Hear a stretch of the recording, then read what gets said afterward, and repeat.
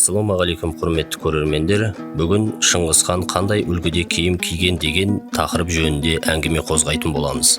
Бұл сұраққа нақты жауап болатын деректер Жами ат-Тауарих кітабының 472 бетінде келтірілген. Жолдар тонаушылар мен қарақшылардан тазарды. Саудагерлер табыс табу мүмкіндігі болған тұс-тұстағы мемлекеттерден табыс табу үшін топ-тобымен ағылып жатты. Мұғыл рулары көшпенділер болғандықтан, олардың қоныстау орындары қалалардан алыста болғандықтан, олардың арасында түрлі сұрыптағы киім-кешектер мен төсеніштер жоғары бағаланатын еді. Содан олармен сауда-саттық жасаудың табыстылығы жайлы сөз кең таралды. Осы себептен Бұхарадан 3 саудагер көпес, Зарбафт, Зинданжи, Қарабастан тігілген киімдер мен өзге де сол халықтарға сай келетін және қажет болатын заттардан түрлі тауарлар мен сол аймақтарға жол тартты. Ол кезде Шыңғыс хан Қытай мен Түркістан мемлекетінің көп бөлігін бағынушылар мен бұзақылардан тазартқан еді. Содан жолдарда саудагерлерді қауіпсіз өткізулері үшін жолдарға қарауыл, күзетшілер қойған еді. Олардың маталары мен заттарының арасынан лайықты, сапалы, құнды деп олардың иесімен бірге Шыңғыс ханға жіберетін еді. Ол 3 саудагерді де сол жаққа Шыңғыс ханның алдына аттандырды. Олар келген кезінде олардың бір заттарын жайып салды да, барлығы 10 әлде 20 динар тартатындай матасын 2 әлде 3 алтын бәлішке бағалады. Бұл әділетсіз сөздерден Шыңғыс хан ашуға мінді.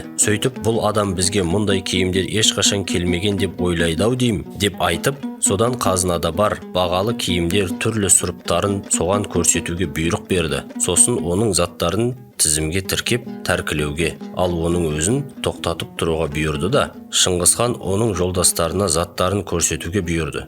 Сөйтіп, бағасын қаншама сұраса да, олар киімдерге баға бермеді, бағасын айтпады. Сөйтіп, біз бұл заттарды патшаның атына алып келген едік десті. Олардың бұл сөзі Шыңғыс ханға ұнады да, олар Зарбафтық әрбір данасы үшін бір бәліш алтын, ал Қарбас пен Занданижи үшін бір бәліш күмістен беруге әмір етті.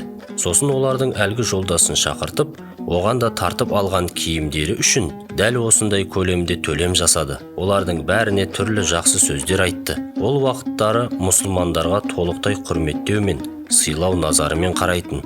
Тіпті оларға деген сый құрметті көбірек көрсету үшін оларды таптаза, ақ киіз үйлерде қабылдайтын.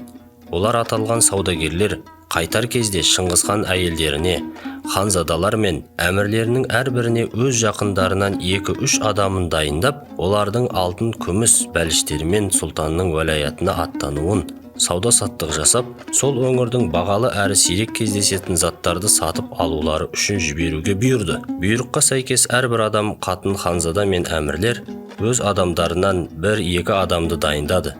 Сөйтіп 450 мұсылман жиналды.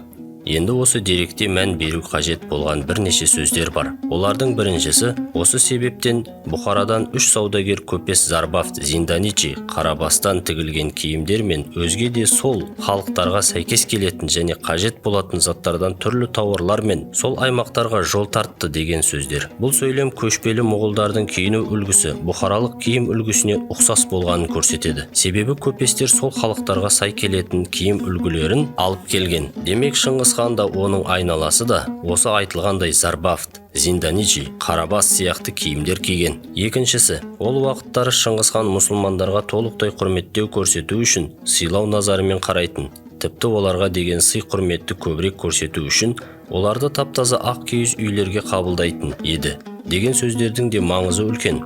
Себебі бұл сөздер қазіргі уақытта Шыңғыс хан буддист болған, қытайлық үлгіде киінген деп айтылып жүрген және біршама суреттерге Шыңғыс ханды сондай бейнеде бейнелеп жүргендердің тұжырымдары негізсіз, қате екендігін дәлелдейді. Себебі мұнда Шыңғыс ханның және оның халқы мен ұрпақтарының мұсылмандарға жақындығы айтылады. Үшіншіден, Шыңғыс ханның ясасында да бұл жақындықтың анық көрінісі көрсетілген.